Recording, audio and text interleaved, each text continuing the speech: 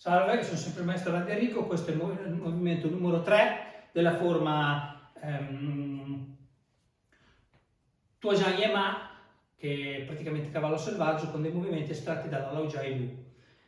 Questo è il movimento numero 3, si chiama Lanzai, che vuol dire spostare il vestito pigramente, praticamente legarsi il vestito pigramente o spostare il vestito pigramente. Quindi si parte da dove eravamo finiti con il movimento numero 2, girando a 2. Ok, adesso entrambe le mani ruotano in questo modo. Entrambe, diciamo, hanno il palmo rivolto verso l'alto, vanno col palmo rivolto verso il basso e poi fanno un cerchio. La mano destra fa il cerchio verso destra, la sinistra fa il cerchio verso sinistra. Ecco, quando la destra comincia a scendere per il cerchio e la sinistra comincia ad alzarsi, porto il peso sulla gamba sinistra e mi rilasso radicandomi sulla gamba sinistra.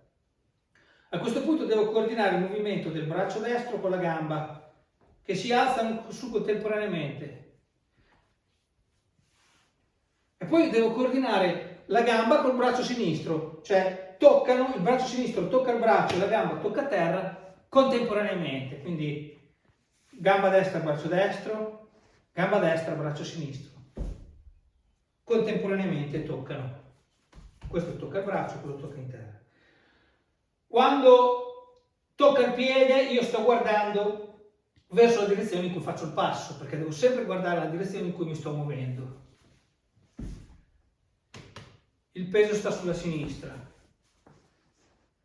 Ok, poi ruoto 45 gradi verso sinistra,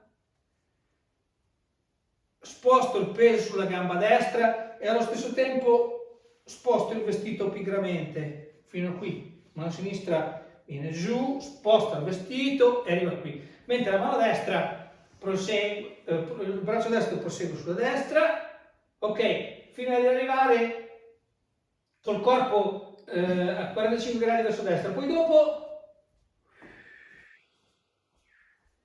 mi devo radicare sulla gamba destra. Qui importante anche la posizione delle mani, nel senso la mano non è in questo modo. In questo modo non c'è sensazioni. La mano rimane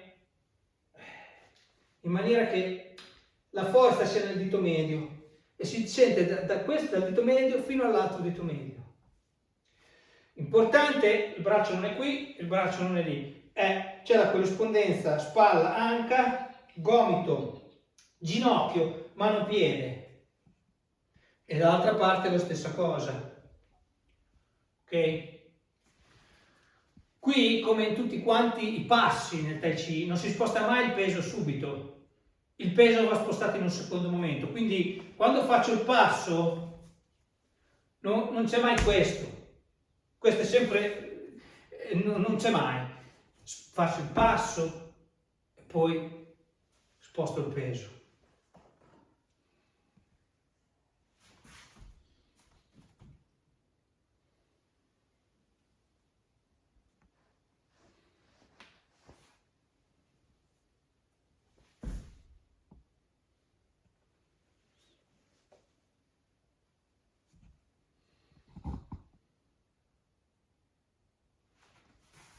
Lanzai